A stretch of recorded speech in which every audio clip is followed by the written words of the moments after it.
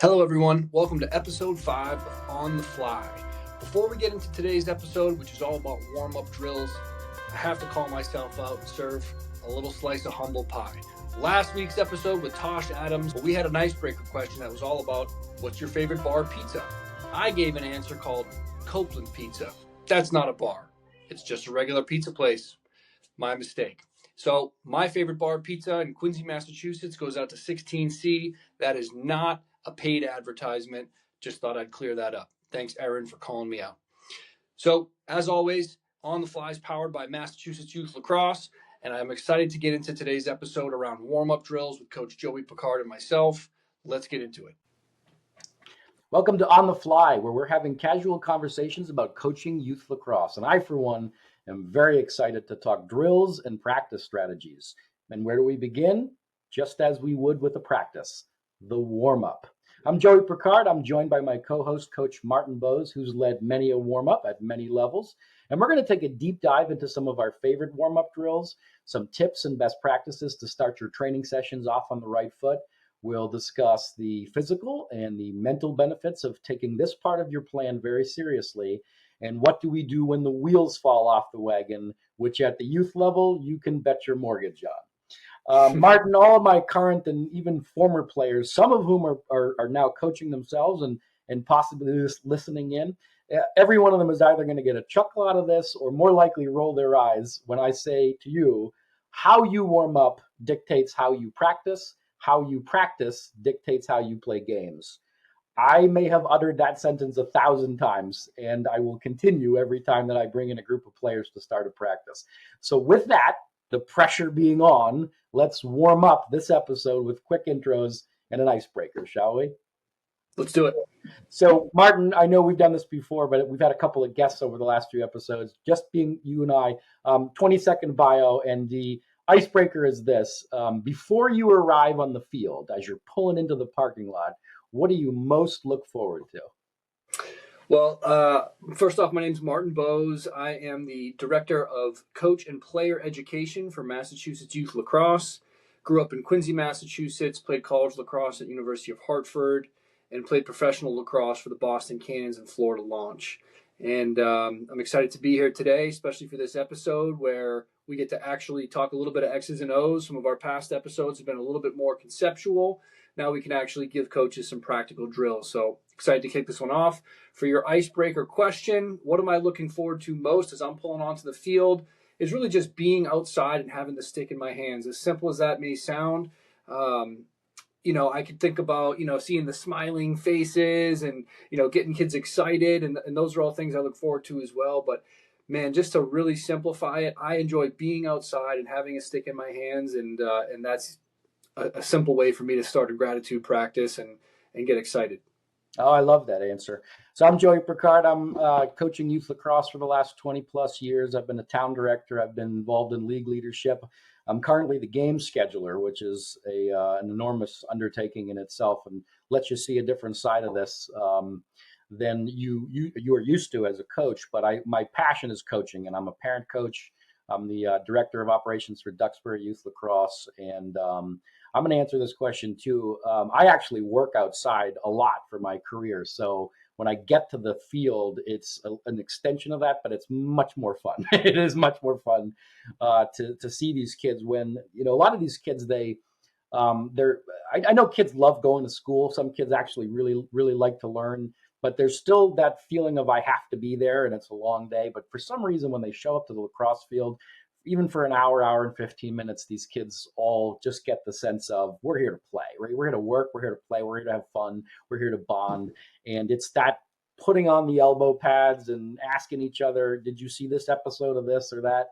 That's when I really kind of feel like, all right, it's our time to come together and get some things accomplished today. So it's that early moment of the practice when kids are rolling out and getting ready that I know that we're going to have a great day. So I enjoy that. So we're talking about the start of our practice. We're talking about the warm-up period, which everybody has familiarity with, whether it's in this sport or others. Every athlete has a period where they're mentally and physically preparing for a training session. So what is the purpose? I know that this is an obvious question, but we're not going to spend an enormous amount of time on it, Marty. But what's the purpose of a warm-up? Why do we do it, and what do we hope to gain from it? Sure. I think from a bigger picture perspective, it's to arrive, to allow them to accept, hey, we're at practice now and we're starting to move in such a way. And I think from a more practical perspective, I think about getting them used to seeing the ball, right? Feeling the stick in their hands and seeing the ball and actually getting accustomed to the lighting of that day, to the weather of that day, to the playing surface that we're on.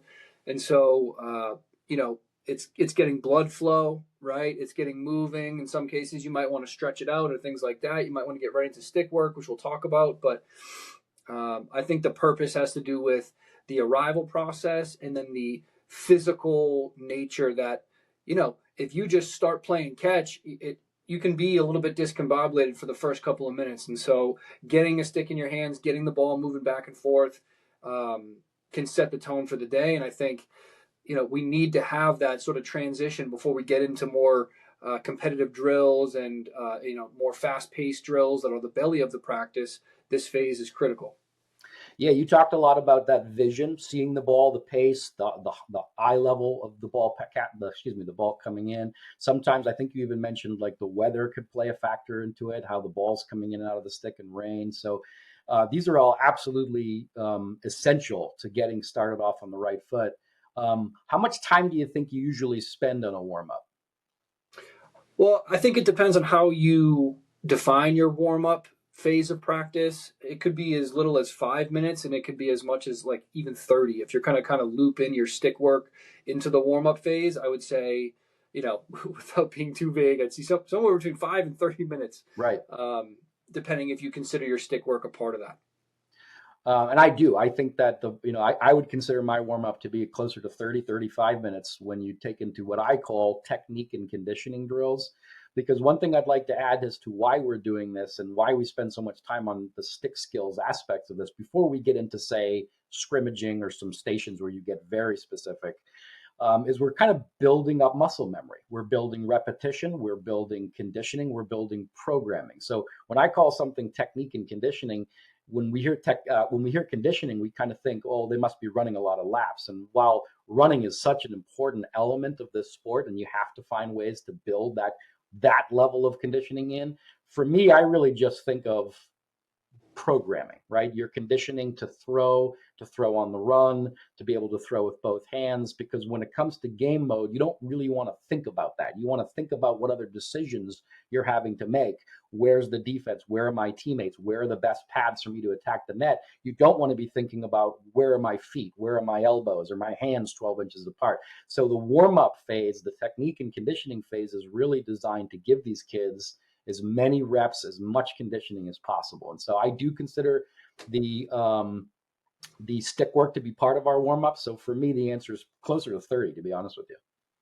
Yeah, that makes sense. And I like the way you phrase the conditioning of it. I think it's a word that is associated with like running laps and Right. conditioning as like you're gonna work on your lung capacity and things like that. But it also, like you said, it just means high repetitions at something so that you don't have to think about it anymore, right? And ideally, and this is absolutely feasible for youth players, if they get enough repetitions at something 1, 2, 3 weeks into a season, they can get to that point where they don't have to think about where their hands are. They don't have to think about what to look at and when. We want to help players get to that point where they're playing with their instincts. They're not overthinking things. That's when they're going to play their best. So I love the way you phrase that.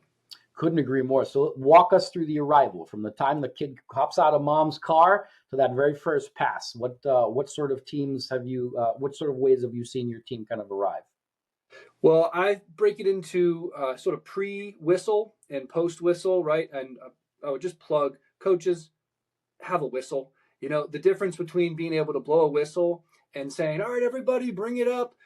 There's something about hearing a whistle that get the kids moving a little bit quicker. So I would really encourage coaches use a whistle. So I think of kind of a pre-practice phase where players are getting their gear on, and I'm just encouraging players to go out and start playing catch in groups of 2 or 3. So part of the reason why I do that is I want to promote inclusivity, partner passing, but then there's a player that's ready and they're kind of timid and they're off to the sideline. I want to promote that pair to say, hey, come join us, let's make a trio. And then as someone else comes, one can break off and make a new pair of two. So groups of 2 or 3, that's kind of our pre-practice catch, and that's our pre-whistle phase warm up. It's almost like a pre-warm up, right? I'm encouraging getting that stick in the hands and getting that eye attuned to the ball being in the air. So before you talk about the post whistle, because I want to hear that part as well, I want to have a callback to our episode with Coach Chris Gugino, and he talked about the importance of getting to know your players and being a reliable source for them. And this is a perfect time to do it. That time when they come in and they don't have any of their equipment, their jersey on yet, this is a great time for me to welcome them. How was school today? Are you excited about practice? We're happy to have you. Great to see you. This is actually where we're building the bonds and the relationship between coach and player. Couldn't agree more. And then there's also the reality that if you've got a practice that starts at 5 p.m., some percentage of your kids are going to pull into the parking lot at 5:01, right? So, to have that understanding of, hey, there's something kind of going on before practice, before we technically really start. And that's my chance as a coach to really make those connections, plus get kids moving. So love that call out, and I'll make sure that there's a link to that other video as well. So when they arrive in, right, and you have that bring it in moment, this is, I think, the post whistle, right? Kind of like before they really officially start your practice. So what kind of things are you saying to kickstart it off?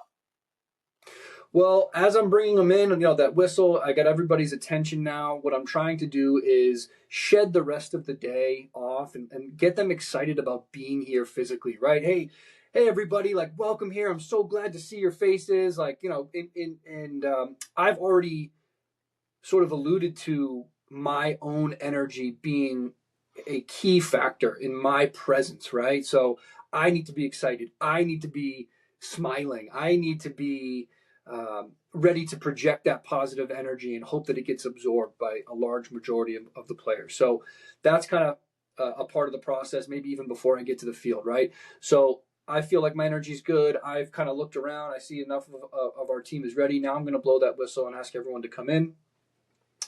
Typically, what I'll do is ask players to understand, hey, anything else that was going on before this, anything else that's going on after this, doesn't really matter right now. Let's have fun. Let's be here. Let's enjoy having the stick in our hands. And what an opportunity this is, right? What a great opportunity. So I try to bring gratitude in that moment and a little bit of excitement and encouragement. And then for me personally, what I like to do is I like to get right into stick work. As players get older, maybe late, like 7th, 8th grade, maybe high school age, I'll do more footwork to start. But typically with the youth players, I want to get them practicing catching. I really tend to hone in on catching as its own skill to start almost every single training session, because whatever drill I want to do that day, whatever game I want to play that day, if players are struggling to catch the ball, it's going to have an effect. It's going to have a negative effect. So if I can get my players to a certain level of catching, all the other drills and games I want to do become more feasible. So I like to start almost every practice with flip to catch progressions where everybody's got a ball in their stick. And as I've talked about in previous episodes, I really try to challenge everyone accordingly, allow players to slow it down and really, really focus on the technique, while challenging maybe the more experienced players to run a little bit harder and go and make that simple drill more challenging so that they stay engaged. So I always start with catching type drills, and then from there I get into either partner or group stick work. So for you start with individual throwing before it turns into 2-player, and then you slowly progress by almost adding in more personnel as the day goes on. That's exactly right. If you think about what a partner passing drill is, it's throwing and catching. If I'm saying, hey, catching is one of the hardest skills to master and it can be the most frustrating, by having them play catch, which they already did pre-practice, and I'm not really coaching them through that, I'm just letting them do their own thing, right? There's a good chance they're going to be getting a ball thrown at them all over the place. And it's going to make that so much more challenging to focus on the catching technique. Whereas if I just have them doing this little flip to catch progression, everybody is working on that one skill of catching. And I find that once I move into partner passing drills or group stick work drills that now we've already focused on catching. Now that the throwing is being added to it, there's at least a chance that I can build some momentum in the flow of that next drill. And when we get into partner passing, do you have a set time limit, or do you have a number they reach? Are there any variations than simply throw right, catch left, throw left, catch right, right, right, left, left, anything like that? Great question. So what I tend to do is I tend to do 30-second challenges. There's something about them knowing that they're being timed that just gets them to work a little bit harder. Like the difference between me being like, hey, everybody, like, go as hard as you can for the next 30 seconds. Come on, like, you can do it. Like, I might get some people excited by saying something like that versus me being like, hey, everybody, 30-second challenge. I don't even need to describe what that even means. Blow the whistle. Boom. All of a sudden, everybody like starts going harder. So I tend to do 30-second challenges, meaning let's see how many completed passes you can make in the next 30 seconds. I'll blow the whistle to stop it. And then I'll say, hey, how many catches did you get? Everybody say it at the same time. And everyone yells out a number. I didn't hear anybody. No one, it's like, I'm not really keeping track. But then what I'm going to say is, now I want you to try to beat your score.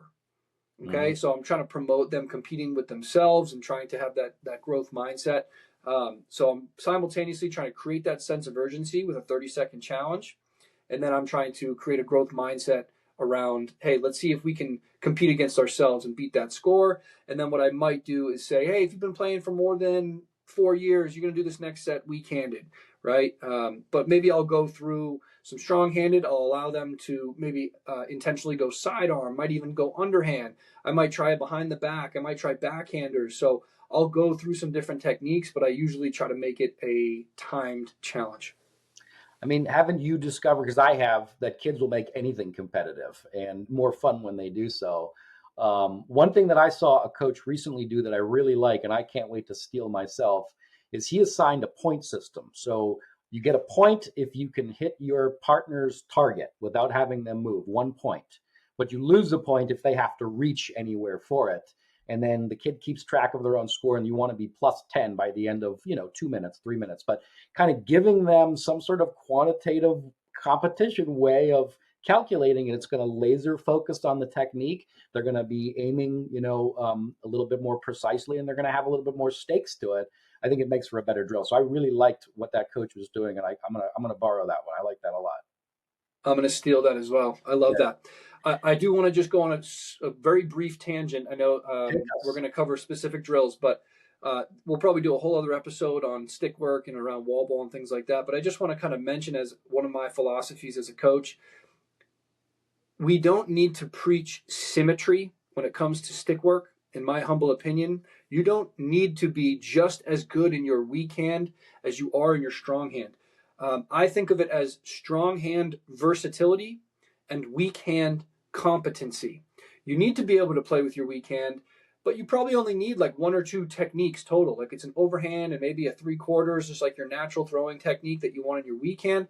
Whereas on your strong hand, we want to start to incorporate, like I said, overhand, sidearm, underhand, behind the backs, backhanders, twisters. And I wouldn't ask that on a player's weak hand. That's not really practical. So what I want my players to be able to do is I want them to be able to feel confident to make a play in any scenario.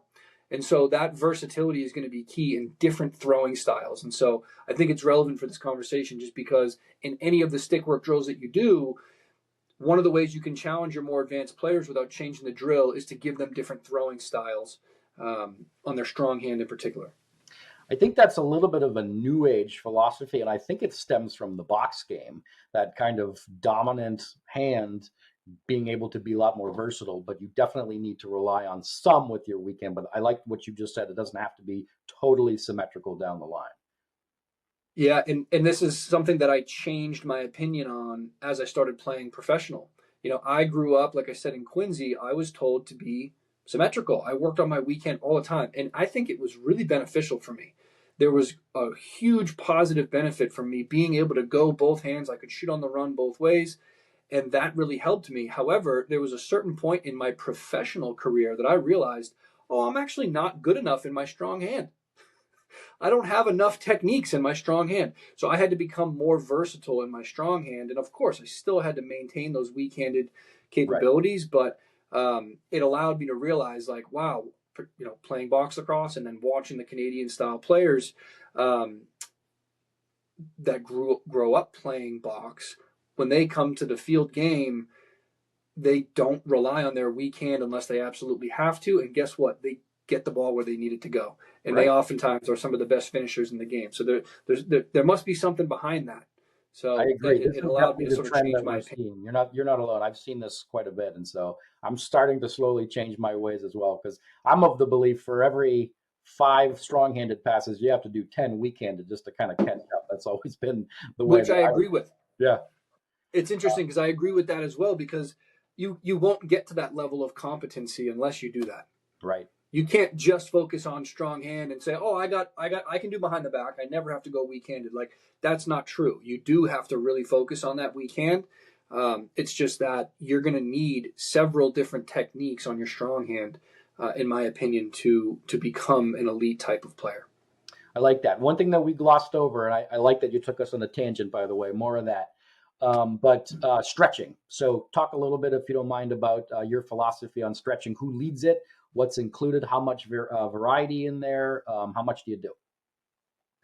So with, I'd say, first to fourth graders, K through fourth graders, I tend to skip it altogether unless I have like a really big group and I just need to like dial everyone in. Um, but I would, like I said, get right into catching focus drills, and then you know these kids, they're ready to go. They're ready to run sprints, right? Like, I think by the time you get to seventh, eighth grade, maybe high school, it's like, okay, stretching, the concept of a dynamic warm up and the practicality behind getting blood flowing through your body before you give full effort to avoid injury makes a lot of sense. And so, if I do, go into my quote unquote stretching, what I'm doing is I'm just trying to get their body to move in several different patterns, which will allow that blood flow, like I mentioned, to go throughout their body and to prevent injury. So I'm thinking about a 5 to 7 minute segment where we're going to do run forwards, back pedal, shuffle sideways, back.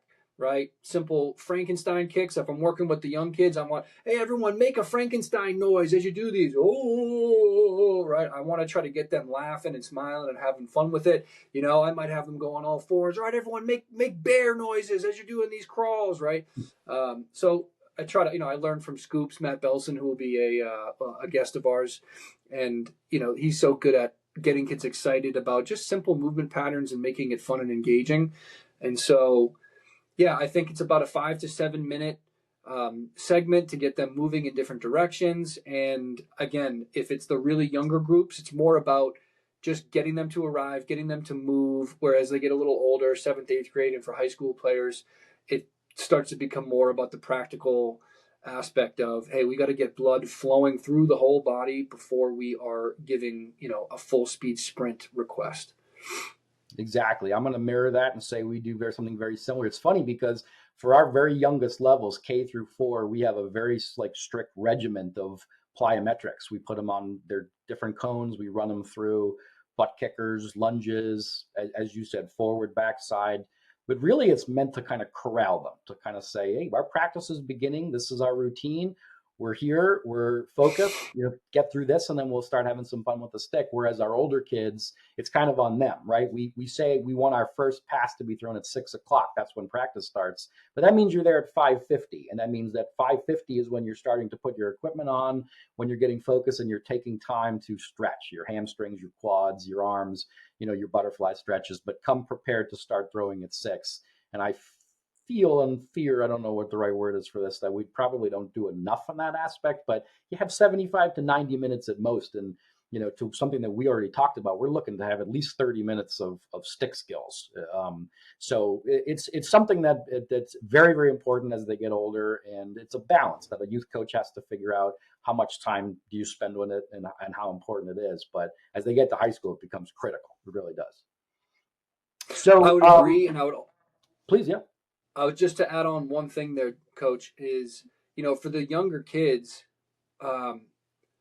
I think of an analogy of when you walk your dog, sometimes like when you're first out of the house and they're antsy, like they're pulling on the leash, and it's like it's hard to get them to listen. And let's say you go to the dog park and they run around and they're playing and they're wrestling, and then you walk them home and it's like, oh, they're just like by your side and like they're ready to focus and listen, and it just becomes a much more pleasant experience. Yeah. And sometimes that can be a useful tool. Is like, hey, the warm up for these young kids is just to get them to scream and run and roll and just do a bunch of random movements, because by the time you ask them to, okay, like let's get our hands here and let's try doing things this way and let's focus on our technique, if they're still needing to like get that energy burst out, it can be really challenging to get them to focus. So that's a critical part.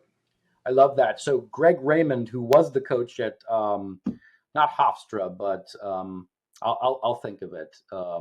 Anyways, I recently attended one of his clinics, and he said that there's three types of drills. There's loud drills, there's tough drills, there's fast drills. Every drill fits into one of those three, and the loud drills are the ones that you bring a tremendous amount of energy to. And it's Hobart, by the way, Greg Raymond of Hobart. But these warm-up drills that you're talking about, these stick skills up front, you encourage these kids to be loud, say each other's names, call for the ball, bring that puppy-like energy to kickstart it off before you kind of slow the heart rate and get into some skipping. Right. I love that. So why don't we jump in? We briefly interrupt this episode to remind you that we have Get Out and Play Day clinics coming up November 9th, 10th, and 11th. Please visit massyouthLax.org to check out those. And will be multiple locations, multiple clinics, lots of different professionals, all the way down to learn to play clinics that we're offering, positional clinics as well. So please check that out at massyouthLax.org. These are Get Out and Play days. We're inviting everybody to get out and play. And that's coming up November 9th, 10th, and 11th. Go check it out. Okay, so now we're going to transition to get into some specific drills. Coach Joey, you're going to take a lead on these. And I just want to, preface this for any of the coaches listening out there that we're going to include links to whiteboard explanation videos that you guys can access. I know a lot of us are visual learners. You want to see this. So we're going to explain these drills, and I'll do my best to sort of ask clarifying questions if I feel like, based on how you're explaining it, if we need to visualize something, maybe where the coach is standing, where we're going to set the cones up. We'll try to set that up as easy to understand. So if you're driving in your car, you could follow along with us, but just know that we do have links to these videos, and coaches that want to, visually see it, that you'll be able to. And that also in the future, what we'll be doing, Coach Joey and I, is, meeting up in person in front of a whiteboard and drawing some of these drills out in the future. So keep an eye out for that. So without further ado, let's get into our first stick work warm-up drill. Again, that will be linked in the description. So where do we want to start? I'd like to start with the 3-player weave. This is a really important stick skill drill for my program. We do it every single practice. Our high school team, varsity team, will run this every single day, and they practice 5 days a week. Now, what they'll do is they'll go up and down the field until there are no drops. And just as a reminder, at the youth level, that's not something that we preach. We talked about this almost ad nauseum in one of our episodes about how mistakes are not only inevitable, but they are expected. They are, dare I say, even almost encouraged, because in order to improve, we have to be vulnerable. We have to make mistakes. So we never take the approach of you're doing this drill until you're perfect at it. But it is a great drill for passing and catching on the run, which is such an important element of our sport. We talked a little bit about the partner passing drill. And so, sure, we do a lot of partner passing. We'll do an 18-minute partner passing that's consistent in our program from 3rd through 8th grade. But we very quickly will transition into the 3-player weave. And this is a great way of getting the ball up the field. So this is a good drill to have at least half your field, 50 yards. You could potentially do it in a smaller space, but this is one of the many drills I like to run because it has that running element. It has the element of you're moving, you're getting your feet going, because like I said, very rare in this sport are you just standing still throwing it to someone 10 yards apart. There's almost always pressure. There's almost always movement and transition. So you've seen this drill, of course, right? I have, yes. Yeah. So essentially what I would do if you're going to run this drill is you create 3 lines of players, and you can use cones for these. And the ball always starts with the middle player. And what they're going to do is in tandem, the three of them are going to move up the field together with the ball, passing it back and forth on the run. One variation of this, I'll start off with by saying that you can do this with two players, and they are simply just kind of throwing it back and forth, typically with their stick upfield. So they're throw right, catch left, throw left, catch right. But I like the third player in this because rather than just doing the same thing up and down the field, they're getting both hands moving. That's why the weave comes in, and it's a little bit more practical, and also you can get more kids involved in it as well. So if you envision three lines of players, three of which moving up the field at the same time, the ball starts in the middle, and that player can pick, he or she can pick which side to go to. What we're encouraging is two things. We're encouraging everyone to have their stick upfield, so the proper hand placement, which is as comfortable as people want to be with their right hand if they're a righty. If they never let go of that, they're going to have that behind them. That's not what we want. We want them to have the stick leading us up the field. So that almost forces us to put the stick in the proper hand size. We're going from the east side to the west or right to left. We're throwing it right, and the other player's catching it with their left, and vice versa. So that's what we're doing as we're moving up the field. Why there are three players and how that comes into play is after you make your pass, you're going to follow it and get behind it. And so one thing I like for you to do is watch the video. You can see how it's really important they almost banana out behind and not get in the way. But as we're doing this, the players are coming closer to each other. They're making that 20-yard pass closer to 12 to 15-yard pass, which is an appropriate length for youth. And they're doing this all the way up the field, one player passing it to another, following it. And in this way, all three players are kind of getting involved. So I mentioned the first part is getting the stick upfield. The second part is the act of leading each other. That's throwing it to where the player is going to be, not where they are currently. So that forces them to put a little bit of an arc into it. One thing we say to our players is make it catchable. Be a good teammate. Give him or her, your teammates, something that they can catch. So put a little arc into it, lead them a little bit. It takes some skill. It takes some getting used to. But we want to try to get this ball up the field quickly and efficiently. And to do so, we don't want to have it throwing it right where they are, back, over the head, at the feet. We really are working on accuracy. And this is a challenging drill. This is going to be a challenging drill even for 7th and 8th graders. I start this in 3rd grade, and it can be messy, and that's okay. But what we really want to do is we just want to encourage never giving up and just staying with it and being good to one another, encouraging it, not getting frustrated. And eventually it's going to click, and the team is going to then skyrocket in their ability if you can move the ball up and down the field. Okay, so in quick summary, what I'm envisioning is the two outside lines are about 12 to 15 yards apart. You've got one line in the center of that. I'd say so. Yeah, maybe about 20 yards apart with one in the middle. So maybe even a little further. Apart.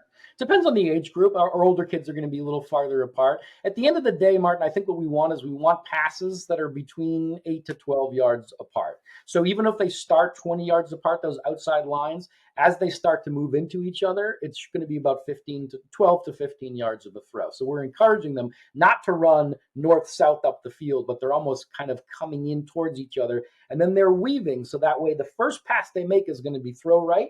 And then the second pass they're going to make is after they catch the left is to throw left. So they're alternating on each side of the field as they maneuver. This is also sometimes called spaghetti, by the way, because it is almost like a meandering, wandering drill. But we are collectively, as the three of us, moving up the field north to south as a group. Okay. And my first question would be for players that really don't have catching down yet, or maybe they just cannot do it in their weak hand, or maybe they're getting their stick to it in their weak hand, but the throw is just not there. Is there a regression? Does that just mean we're kind of not ready for it? What would your instinct be if you've got maybe even just one of your trios, right? Like a section of your team is all right, we're kind of getting the hang of this, and then a couple of those groups of three are just really, really far behind. What's your go-to there? So this is a drill about persistence. And so we will always have kids. We will always have multiple groups of three that are really struggling to, especially with their weak hand. They should be mostly getting their stick on, at least if they can get their stick near it, then we'll encourage that. We'll say, hey, you're close. You got your stick near that. That's a very challenging thing to do on the run, with an arc coming at you, trying to catch it. So we applaud that. But this is a drill about sticking with it, scoop it up and keep going.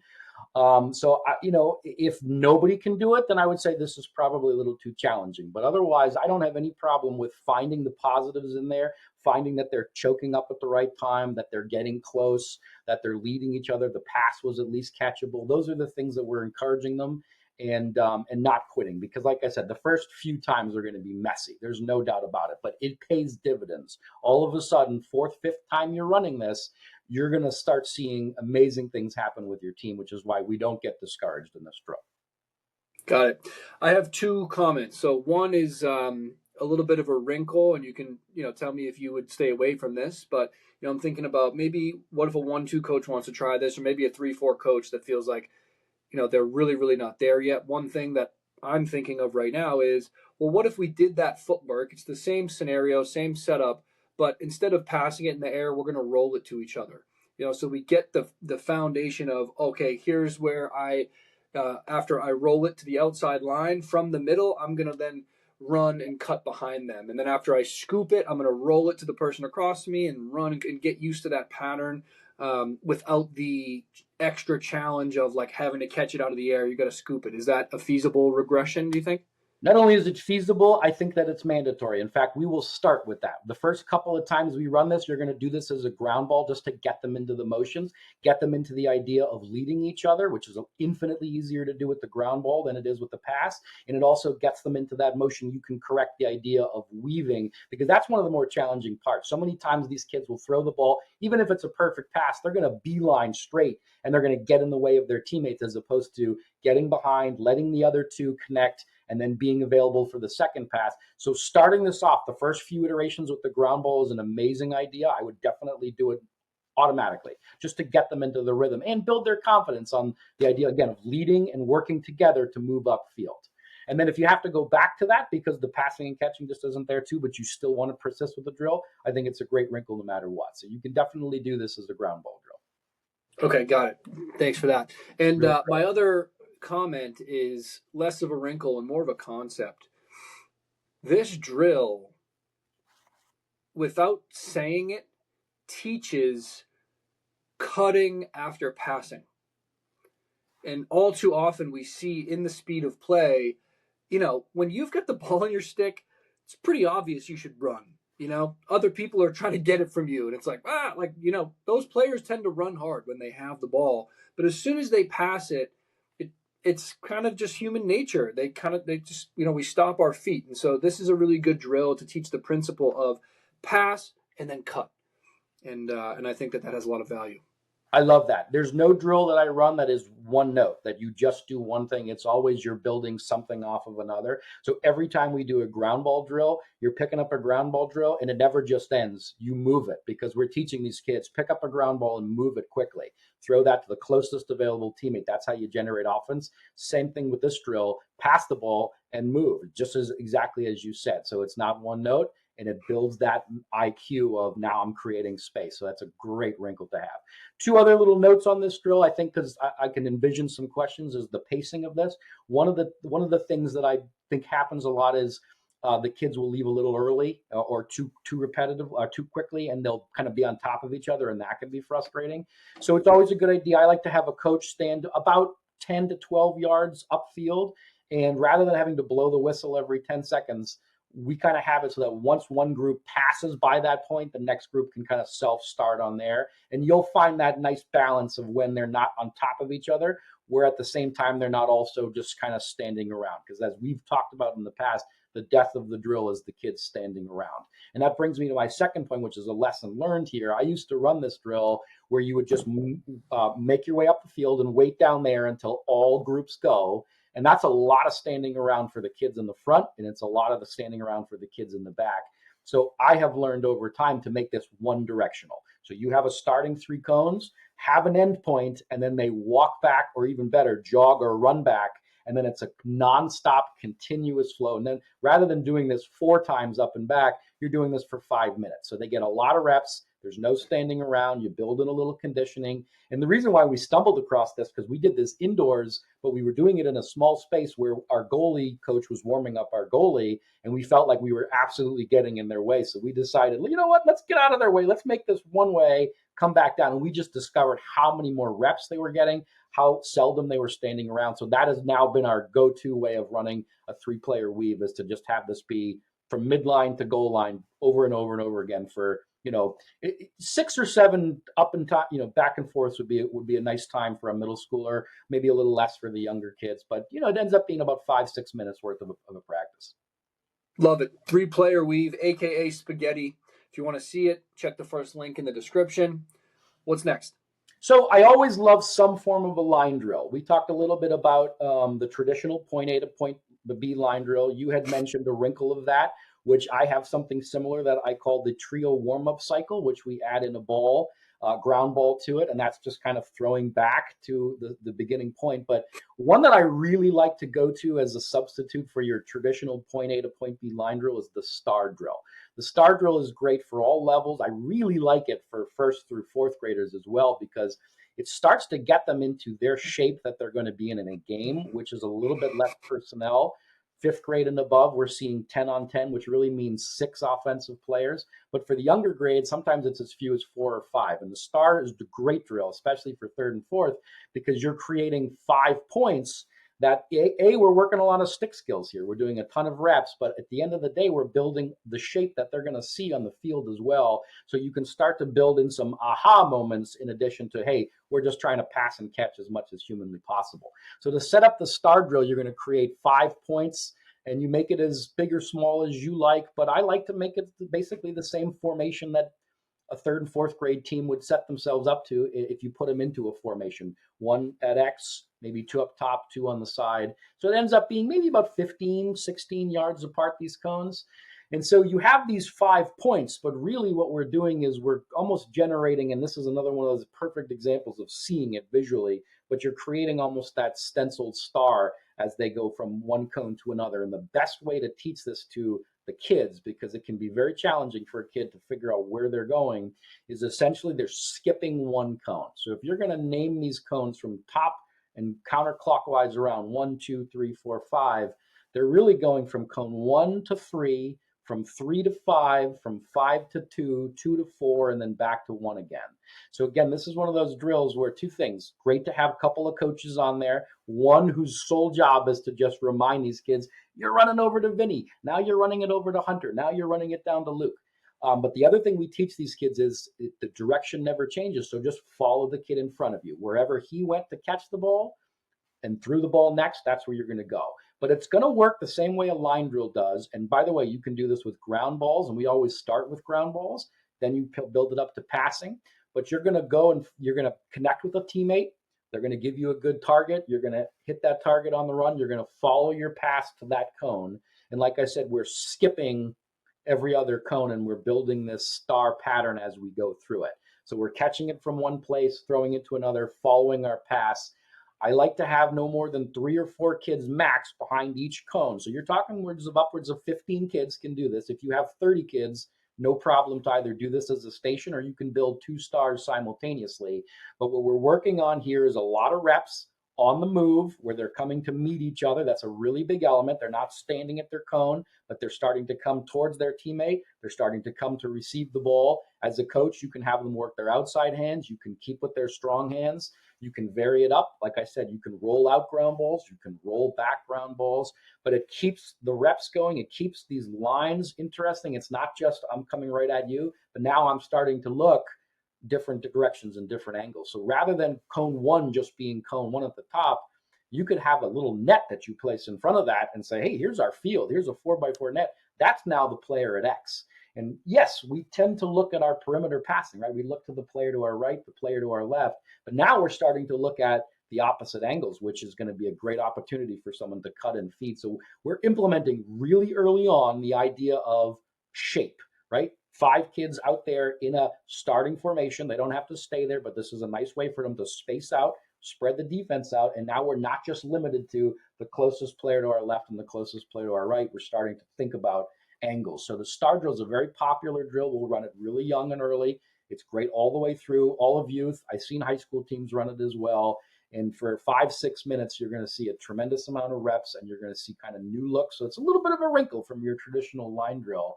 And one other last note, and I'm sure you have a couple of questions I can help clear up with this particular one, but as they get very good at this, efficient at this, you can throw multiple balls in at once. It becomes a little confusing. That's half the fun. The kids have to navigate as kids are cutting through, and they have to remain focused. It teaches them to keep their eyes up on their target. They can't be looking down. They have to make sure that they're connecting visually with their teammates, that they're communicating with one another. This is one of those loud drills. They should be talking quite a bit and building up the energy as they go. Got it. So you're actually, setting this up with the crease and the goal sort of, got those 5 cones around that to envision, hey, this is where we're going to be on offense. And now they kind of have to work around the crease. One thing that you said that I think really, really rings true for me is this concept of shortening the passes, right? So if those cones are 15 yards apart, well, when the ball carrier steps towards where he's going to throw it, and the person who's looking to receive that, boy or girl, is going to step towards where the ball is coming from, that actually turns into a 7 or 10-yard pass instead of a 15, right? So the concept of shortening passes by both players stepping to each other, staying connected. I really like to preach eye contact no matter what stick work drill we're doing. Hey, let's make eye contact with each other. Don't just assume they know the ball's coming, right? Love this drill. So you could kind of have the point of the star be at X, or you could have the point of the star be up top. I guess this isn't necessarily a question, but something that I've done in the past that I think can be a nice progression, maybe as they get a little older, or if you do this as a station and you've got some more flexibility, is to let's have the point of the star be up top. And so you've kind of got 2 lines slightly behind goal line extended. And you'd start the pile of balls in either one of those lines, okay? And so, I forget exactly how you described it. If you're always going to throw skipping one cone. Skipping one cone. The way I've taught it in the past is you're going to throw 2 lines to your left, kind of the same thing, but you can also throw 2 lines to your right. It's the other direction, right? So you can end up switching that around. But this way, if you've got a pile of balls starting in that one of those low points, it's going to skip to one of the high wings. It's going to go across to the other high wing. It's going to go diagonally to the other line that's low behind GLE. And then finally, it's going to come up to the top of the star, who's going to catch and then finish with a shot. And then after they shoot, they're going to go right into that line that has the balls to start, and they become the first pass, and everyone follows their pass just like you normally would. So this has been a pregame warm-up drill for box lacrosse. It's a very common one as a pregame kind of shooting drill to get the ball moving and get shooting. So just something to keep in mind as a wrinkle. You can turn this into a shooting drill. I love that. Absolutely, you can. And anything that gets them moving beyond just, I found a teammate and I'm running towards you, and now what? It's starting to think about moving as a shape together. I love that. Now, you don't have to throw in the crease in the goal. I think it's a great bonus.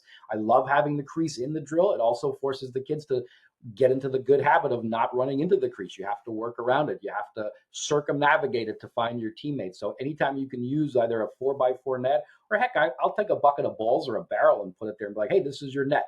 So here's the shape we're in. But you don't have to do that. You could just have your 5 points and just get a lot of reps in.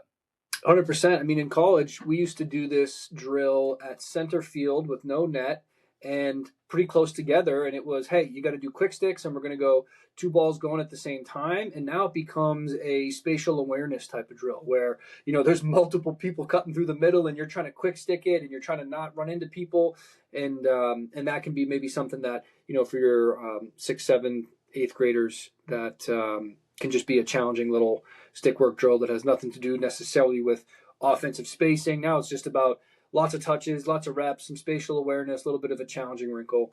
And really fun too. That's a really fun way that the kids would really enjoy the challenge of that. And so you start that off early in your practice. And I think we talked about this too. Put some fun stuff to begin your practice. And that's going to force kids to tell mom and dad, who might be kind of perpetually running a little behind, we got to get there. I don't want to miss Coach Bose's great star drill where we're doing it all at once and we're in and out, and it feels like we're in the Coliseum playing Gladiator to get through it, almost like a gauntlet. So it's just a fun wrinkle that, but we're hiding in plain sight a ton of these really great, important reps of throwing and passing on the run, protecting our inside, using our outside hands when applicable, mirroring each other. There's lots of things that you can do with this drill that's just a little bit more interesting than, hey, line up and just throw it back and forth 100 times. Love it. Star drill, a classic of all levels. And I think before we go into our last drill that we want to talk about, this is a good example of like, hey, you're good. You don't necessarily change the drills when you coach first and second grade, when you coach fifth and sixth grade, when you coach high school, when you coach professional teams. Almost everyone is going to do a star drill at some point during their season, and so this is a good reminder that it's not always about having new drills when you get to new levels. It's more about, well, how can I make this a little bit more challenging? How can I add wrinkles? How can I make these techniques a little bit more challenging? You don't need new drills. You just want to engage them and challenge them in different ways and speed it up and things like that. So good one to remind us. One question that I get asked a lot sometimes I've presented at like the New England Convention or the coaching clinics, for example, is how many different drills, and do you ever repeat? And the answer is I repeat all the time, right? There's a lot of benefit for having the same drill. You're cutting down on the explanation time. You can tell a kid after the fifth, sixth time, you can tell a group of kids, we're doing star drill, and that's all they need to know. You don't have to go into the who, what, where, why, when, and how. But the other thing is, and just as you said, is every time you run it, you can be talking about different things. You can be focused on different things. You can run the same drill with just a slightly different focal point, and the kids are going to get something out of that, even if it's the 9th time you run it. Like I said, I run a 3-player weave every practice. Star drill I'll throw in every 2-3 weeks. We'll do our version of a line drill. Let's do it star. But there are others as well, which is exciting part about the lacrosse drills. There's so many different things we can do. Love it. All right, let's cover one more, Coach. What do we got? Sure. So I'll typically in a practice do 3 technique and conditioning drills. And so I'm going to name another one of my favorites. And in a typical practice, I might start off with a 3-player weave. I might do a star, and then I might do something like outside the box drill. Outside the box drill is a great drill, and I've done it at all levels from 1st through 8th grade. Lots of reps. Now, we just talked about the star being a slightly different angles. We're looking, diagonally, we're looking to the wings. Now we're doing a drill that really does reinforce the proper way of doing perimeter passing to the adjacent teammate. So to create the outside the box drill, you're going to have a big giant box. You're going to use cones for the 4 points.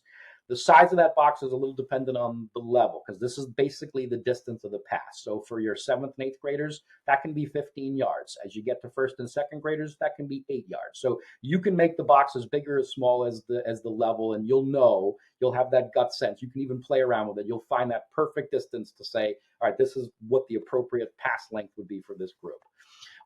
What's different about this drill compared to a line drill is that you're not going to follow your pass, so you're staying at your cone. There's still a lot of movement, but you're not following it. The most challenging part about outside the box drill is getting the kids to start, getting them lined up properly, which is inside the box.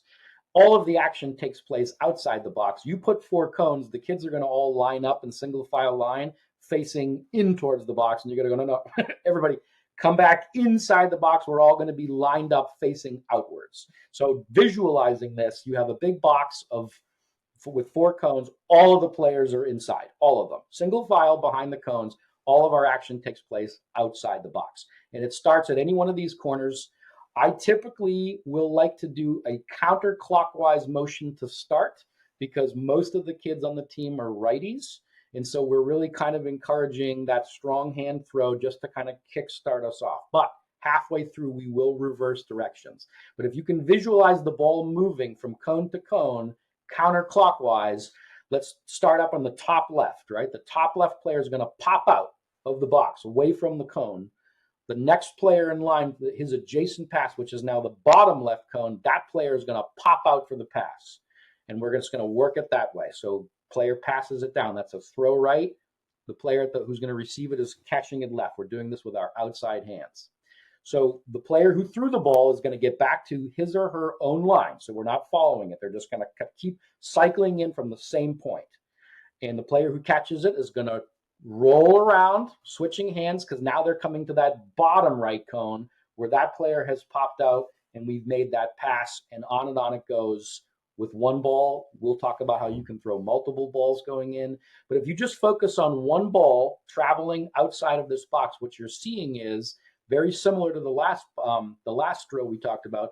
Players are coming to meet each other, right? They're not just popping out and throwing it. They're popping out and starting to approach their teammate, make that 15-yard pass closer to 10, closer to 12.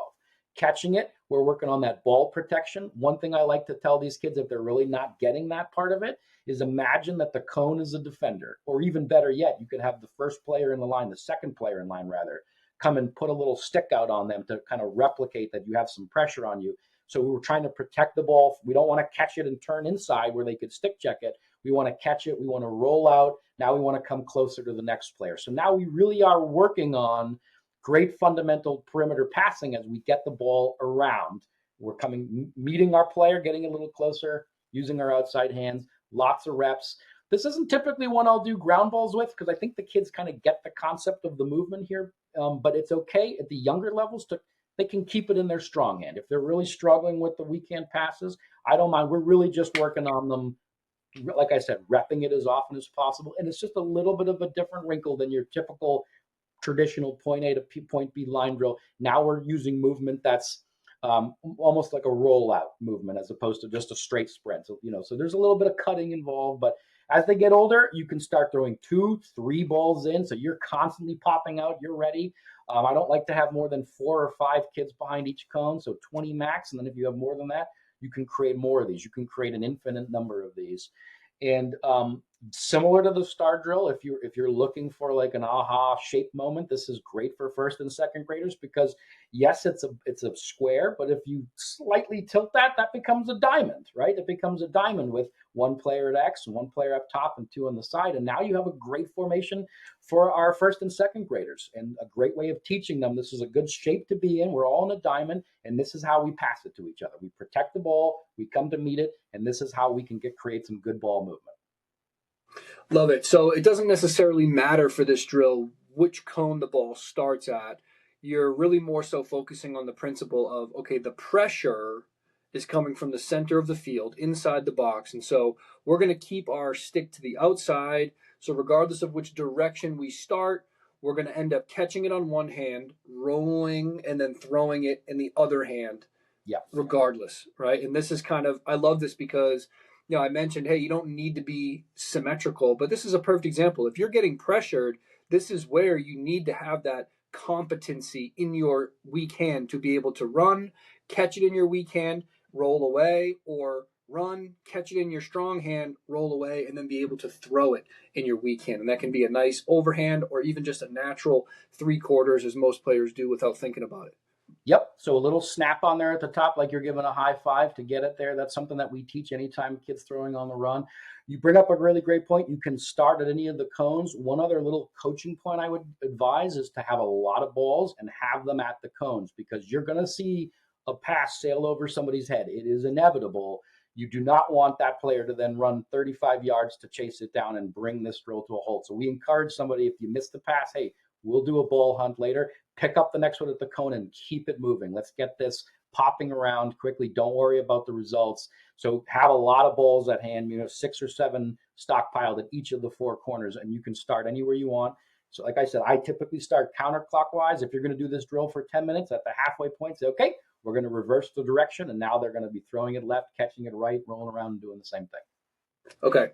I want to dive into one thing that you said very, very quickly that I want to make sure we don't skip over because I think it's a fascinating wrinkle to this drill. Maybe this is more for the older kids once they get the stick work to a certain level.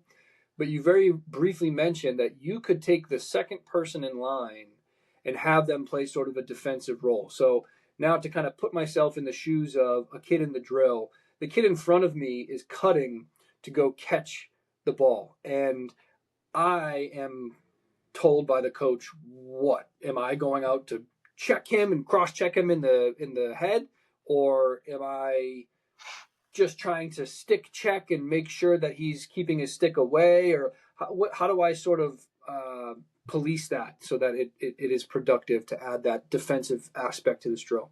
Absolutely. And I will really only do that if I feel like they're not getting the concept of rolling away. If they're kind of rolling inside and you've corrected it a few times and they're still not quite getting it, that's when I'll sort of blow the whistle and say, here's a fun thing to do.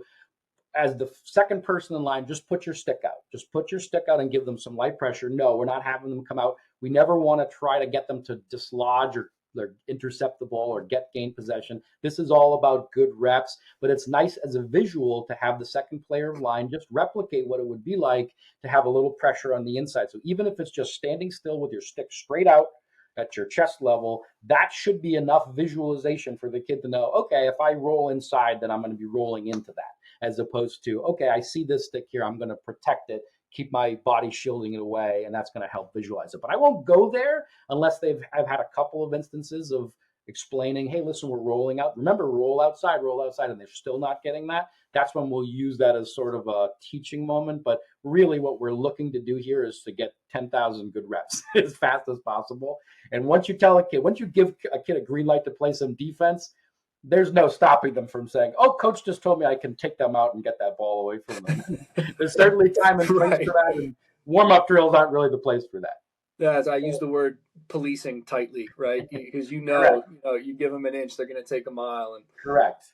So we want to make sure that we're thoughtful about that. So that makes a lot of sense, right? So the second person line is just creating that visual, the awareness that when that player catches that, if they're kind of doing a normal split and exchanging to the inside, that they're seeing that stick is right there, and that kind of gives them that visual cue of, oh, that's where the pressure is. That's why the roll is what coach keeps asking me to do.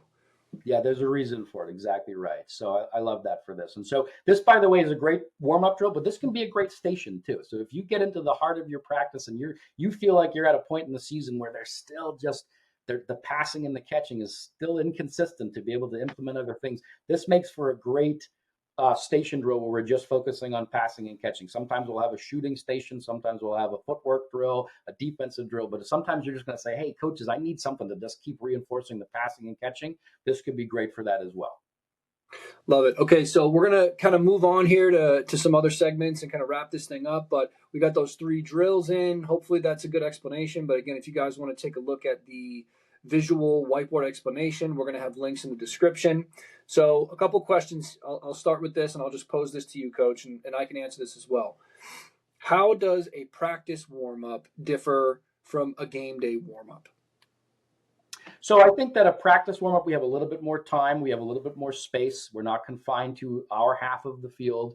We have a lot of things to do on game day. So everyone might have a different opinion on this, and I'm very eager to hear yours. But we'll typically have our goalie front and center being warmed up by one of our coaches. Typically we'll have a coach kind of designated for that responsibility. On game day, you're saying? On game day, yeah. Okay. And so we are having to kind of work around that in our confined space. So what I will typically do is my attack or midi will be in traditional line drills on the side, kind of at the wing lines, so that the goalie is unencumbered with their ability to have the attention and focus they have. Because remember, one of the things that we have to remember is on game day, we might have as few as 10 minutes to warm up, sometimes even less. If the games are stacked a certain way, you only can run a little bit of line drills on the side. So if you have time on the field in between games, if you're not the first game of the day, it could be as small as 10 minutes. So we'll typically run a couple of things simultaneously. We'll run our goalie being warmed up. We'll run some traditional line drills to get them the touches. In that point A to point B, a star drill is probably going to take up too much space and interfere with the goalie. So this is where those simple lines on the side will work. At the older levels, if we have the long poles, sometimes we'll have them a little farther apart, almost doing a version of the box drill without the popping out aspect, but they're working on their perimeter passing with their long poles. And that way we're using kind of a restraining size box, and everybody's kind of getting things done at the same time. And then we'll do that for maybe 5-6 minutes, whatever time we have left. We'll typically run 4-on-3s. So it is a lot different mindset on game day than it is on a practice session, but the concepts are the same. We want to get these kids a lot of reps. We want to get them their blood flowing physically. We want to get them mentally prepared for the game, see the ball, see the vision, see the eye level, see the pace, take into consideration weather conditions. If it's cold, if it's wet, if it's hot, that might impact it. So as many looks as you can get, good technique and conditioning in a smaller space in a smaller period of time. Otherwise, it's generally the same concept. So what's your take on that? Yeah, I have a very similar approach. I think if you're comparing them, the big difference to me is that a part of a game day warm-up needs to be some sort of competitive, I think, unsettled situation. I really like 3-on-2s and 4-on-3s. Not even necessarily like running fast breaks, like you're going to teach the technique of fast breaks like you might at a higher level.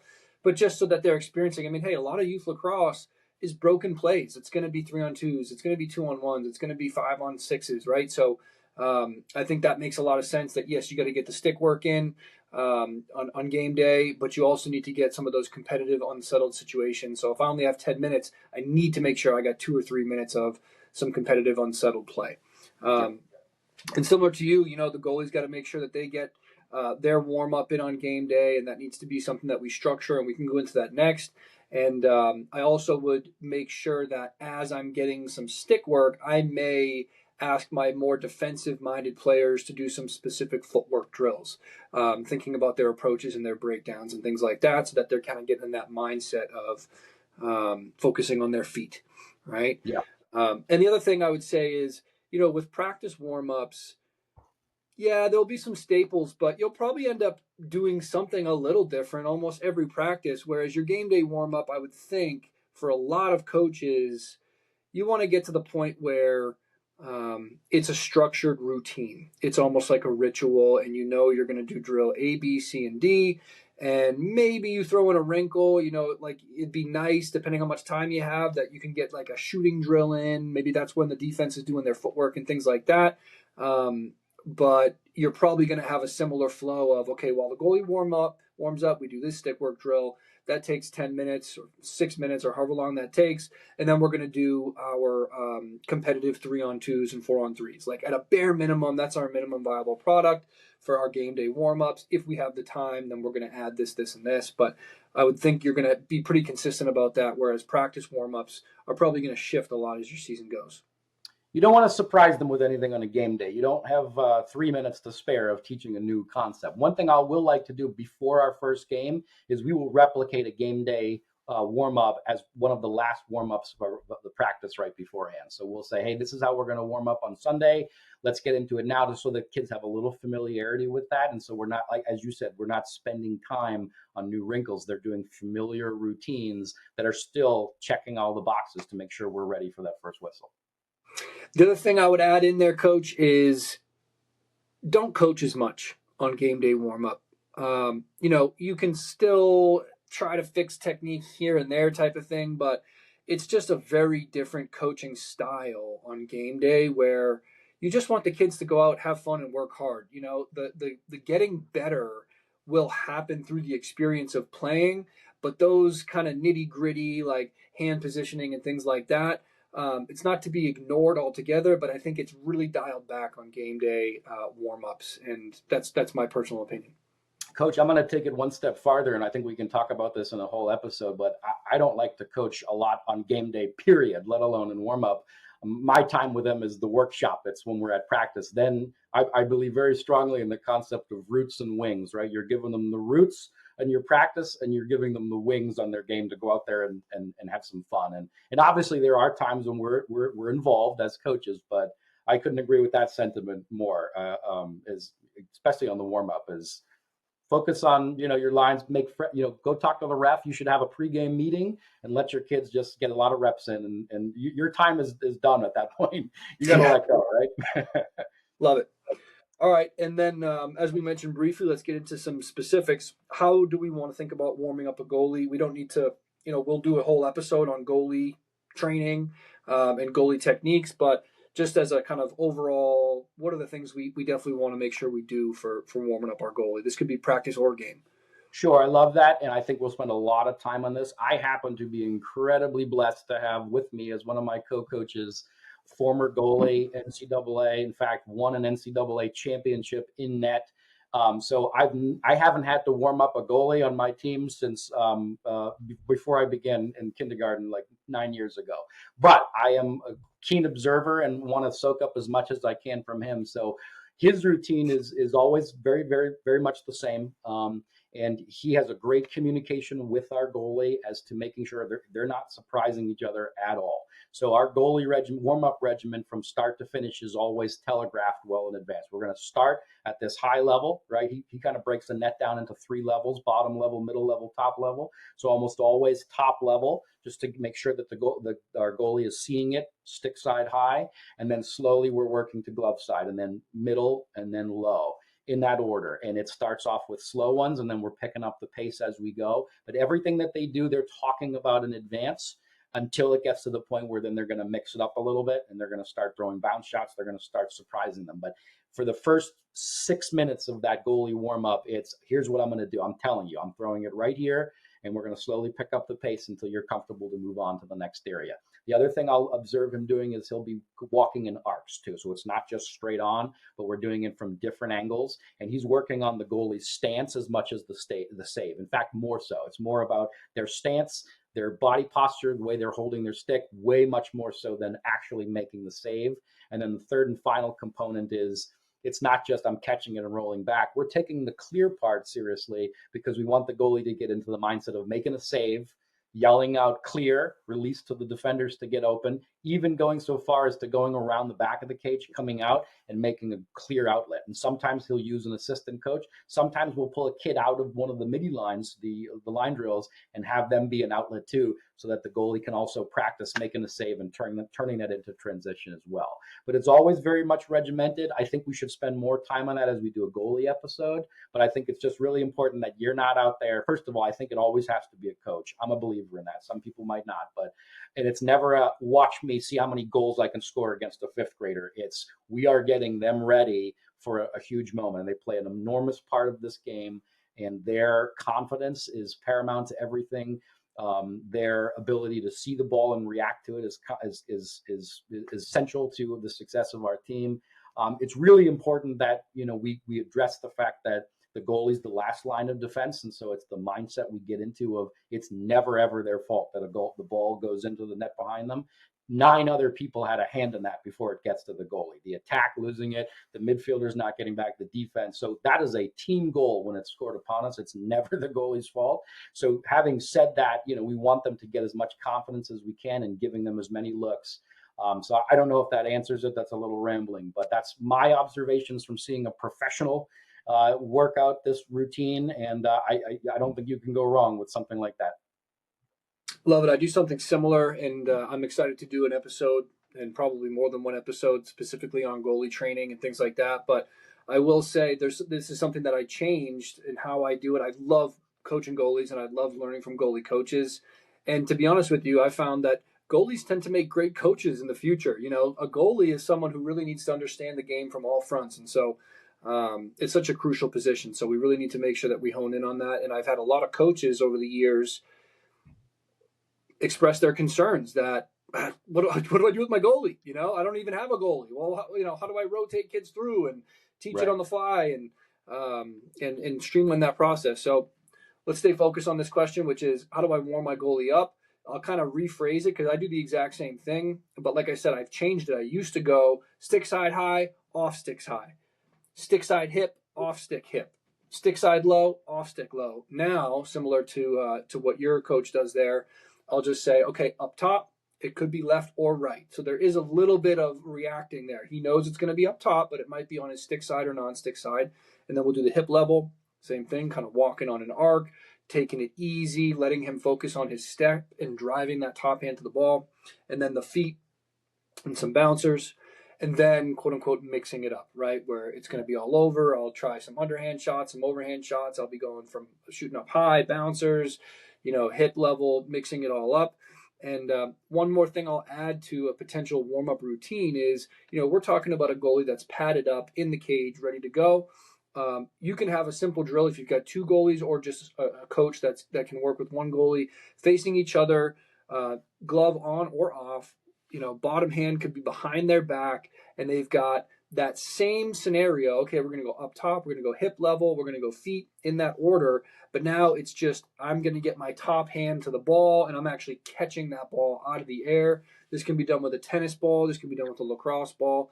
But that can be a really good use of a goalie's time because they're working on driving that top hand to the ball. They're in their stance.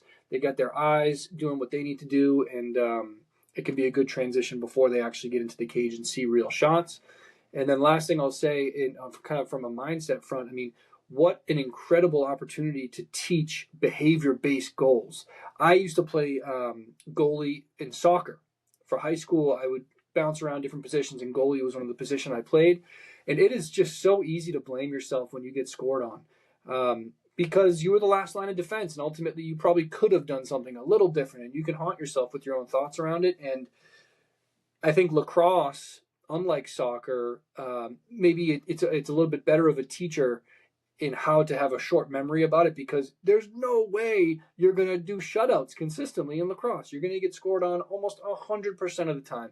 And so behavior-based goals are so important for goalies. And two that I use all the time is, am I seeing the ball? Am I watching the ball with my eyes?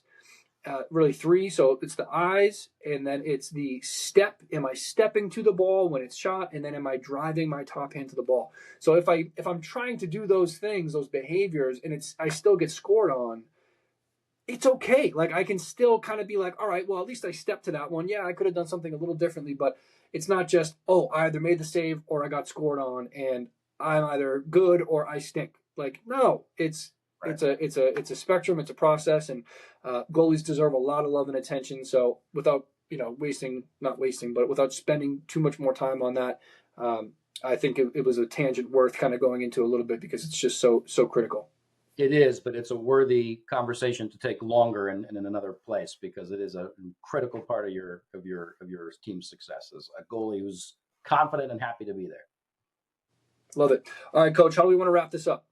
I got a couple of quick questions we have from other coaches that we can plow through really quickly. We're excited to do a live show soon, but right now we're still in the process of collecting one. So we have a few here. How do you recover from a bad warm-up? Low energy, lots of mistakes, kids coming late, unfocused. So the whole practice isn't a waste. What can we say or do to get us back on track? Run sprints. It can work. It can work. I think your phrase there. What was your phrase? A good warm up. How you warm up dictates how you practice. How you practice dictates how you play games. Yeah, and I agree with that. My experience has been, though, I have seen a bad warm up lead to a good game. I have also seen a great warm up lead to a flat start to a game. Sometimes it's like, how are we playing this poorly? Like, we were so dialed in during warm up. So it's a very interesting dynamic. So if for me, I see the kids are really struggling with the warm up, I tend to switch it up. I tend to change what we're doing, maybe even blow the whistle and bring everyone in and try to do some form of an encouraging pep talk. Bring some gratitude, remind players that we're not at school anymore. We're having a social aspect to our lacrosse, but let's play with a purpose, and let's try to now do this next thing with energy and enthusiasm, and maybe there's a human connection to that, where because I know who my team is and because I can see who's maybe leading the charge on distracting us, hopefully I can try to go and single those players out separately and be like, listen, like, I can tell you're off today. Like, what do you need? How can we get you more involved so that we're not bringing other players down? Because that's always a shame if it's like, a chunk of the team is wanting to give more and do more, but a few players are hindering that. So I think about changing what I'm doing and just changing my energy, and potentially just completely stopping everything and being like, this isn't working. Let's change gears, and that's totally okay. I couldn't agree more. I wouldn't really add much to that other than to just follow it up with, that's one of those great times to throw in a loud drill, right? Something that these kids can bring, even if the sticks aren't there, they're a little unfocused. You bring in a loud drill, something with high energy, something with talking, movement, and then I think you can refocus them pretty quickly. Yep, and if that doesn't work, get them on the line. Run sprints. Let's go. I love it. Here's one with limited time. Sometimes we only have 60 minutes for a practice before it gets dark. We don't like having to spend time explaining new stick skill drills, so we tend to run the same simple warm-up. Is that effective? Is that effective enough? I think it is. Yeah, I think it is. And you kind of mentioned this earlier of like the way to challenge them is to add wrinkles to what they already know how to do. So I can say star drill, and they know what that means. But this time, we're going to be changing hands every single time that we catch and throw. And so I think the same drills run over and over and over again is a good thing. However, it's good. It's both, right? Like as the season goes on, I do think there's value in adding new drills to the equation. I really do believe that a majority of coaches do a little bit too much of that. So I think it's a good reminder to be like, don't switch it up so much. Let's really focus on getting better at these 2, 3, 4 drills that we do, and I've got wrinkles to them to make them either more or less challenging. So the only thing I'll throw in is that I mentioned that I call my warm-up drills technique and conditioning, and I think I covered the conditioning part. That's the programming, right? The muscle memory. The technique part is really, I think, where this becomes important, because it's one thing to do 10,000 reps, but it's another thing to do 10,000 reps improperly. So it doesn't really matter which drill you're using. I think that you have to focus in on the proper techniques, the things that they can do a lot and over again. And there are some just general principles of the footwork, making sure it's on the run, making sure we're using our proper hand. And like I said, that way they're not having to think about feet, elbows, knees, hand placement, pull, push, pull. That should all come naturally to them, but that's not going to come naturally to them unless you're spending a little time on the technique part, going over why our elbows are away from our body, why our hands are light. We're not gripping it like a death grip, that we have a little bit of finesse to this, that we are doing the push and pull, that we're giving good targets. So these are things, regardless of which drill you're using, you spend a little bit of time on talking about the appropriate and the proper way of doing it. So therefore, if you're only running the same 3 things, if you have to, that's okay by me, as long as there's a lot of reps and they're the proper reps. Love it. And then last question there, and I think we kind of covered this a little bit, but I'm excited to hear your take on this. But there are some practices I'm the only coach. Where should my focus be? On the goalie or on the field players? Is it better for me to warm up the goalie and let the kids lead the line drills and partner passing? Or can I have my best player warm up the goalie, because the rest of the team really should have my attention? It's a good one.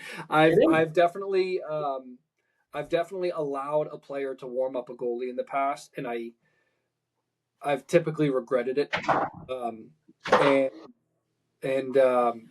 Yeah, I think that. Agreed with you. No, you're good. What I tend to do is I tend to get my goalie involved in what the rest of the team is doing. This goes back to a principle I've talked about in the past, which is regardless of what position you are, there are universal skills that every lacrosse player needs to know how to do. And so a goalie being in your stick work and your star drill and your weave drill is very, very beneficial. And I think if it's a day that I am the only coach there, it's going to be less, goalie specific for that day. It doesn't mean he's not going to get any attention, but I think it's going to be more about those universal skills that everyone's going to benefit from. And then maybe what I'm able to do is before we play some form of a scrimmage type of game, I'll give the goalie a little bit of attention to warm them up and get them ready for like game style goalie reps. And during that time, I would have already gotten sort of a stick work drill that they're comfortable with, so that I can give the goalie my full attention for those 2 to 3 or 4 or 5 minutes. It's a great point. It's one thing I failed to mention is that, really that goalie warm-up is kind of taking place during the partner passing element. And then our goalies absolutely will participate in the 3-player weave, in the outside the box, in the star drill. They are just as much a part of that team passing, catching, bonding, communication as anybody else. So there's no way my goalie's being warmed up 30 minutes straight without being involved in the team. So it's a great little fine point, which is why I personally would spend that partner pass time warming the goalie up and then getting them involved with the rest of the team as early as possible if I were by myself. Fortunately, that's not the case with me. I have a small army, but I know a lot of programs are struggling to find even good volunteers to step up and help. This is a great time to remind people that you can bring in any parent with 0 experience and they could be beneficial in just helping roll out a ball, keep a line drill moving, any of that. So it's infinitely better to have somebody there with you than to try to take this on yourself. But we know out of necessity it can happen. So I'm glad we addressed it. Agreed. And just to piggyback on what you just said, we're in fall mode right now. Some programs are doing fall ball. Some programs are just kind of sitting on their thumbs and just waiting. And when the spring rolls around, they'll figure it out. But if you can create that network of parents, again, like you just said, just to reiterate, you don't need to have some extensive lacrosse background and all these techniques to have in the arsenal to teach. We can even teach you what to teach, right? We have resources for you. If you're a Mass Youth Lacrosse coach, we've got a platform for you to learn. A lot of the drills that are linked in this episode are a part of that platform as well. And all we really need are parents or volunteers that are willing to give their time and energy and show up for the kids. It could be as simple as rolling out a ball. It could be as simple as just trying to help out, keeping kids engaged. A lot, for those kids that are messing around, trying to keep them focused.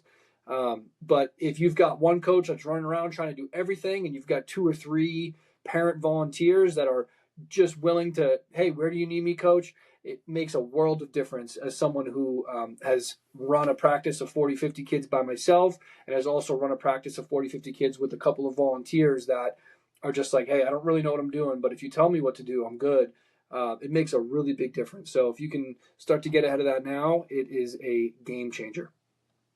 So, Martin, I think you and I just talked twice as long as your average warm-up actually is going to be, which is a great thing. We have so much to say, but we just want to take this moment to thank all of our fellow coaches who are listening, partaking, adding questions, contributing to the conversations we're having. Thanks to the great folks at Mass Youth Lax for putting their support behind this podcast, these conversations.